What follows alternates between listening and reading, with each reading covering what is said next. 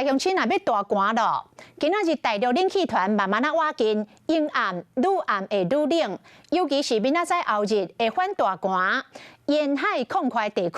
可能会出现10度的低温。气象署讲，这个温度甲水汽若配合了会拄好。后礼拜一，3000公尺以上的高山，像这个玉山甲雪山，拢有机会来落雪。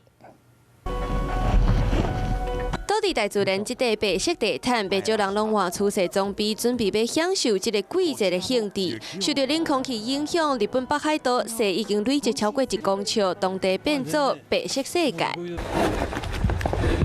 厝边顶拢结冰条，居民出动家私，要甲门骹口累积的雪拢总清掉。雪景虽然美丽，不过对当地交通也是造成影响，甚至阁发布大雪警告。这份冬天的气氛，伫咧台湾嘛渐渐有感觉。未来1周的天气呢，主要都是受到一波一波冷空气接连南下的影响。那未来预计影响我们最明显的冷空气呢，其实在今天晚上就已经开始逐渐的增强了。大陆冷气团渐渐瓦近，按算为拜5到后礼拜一早起，拢会受到这波冷气团影响，尤其是礼拜，沿海甲空旷地区可能出现10度低温，一直到后礼拜一日时，冷气团离开，到后礼拜2可能阁有新的冷气团。 那温度表现上呢，这段期间也是相对之下比较低温，所以比较偏向是16号的清晨，15号晚上这段期间是有可能在3000公尺以上这样子的山区有出现降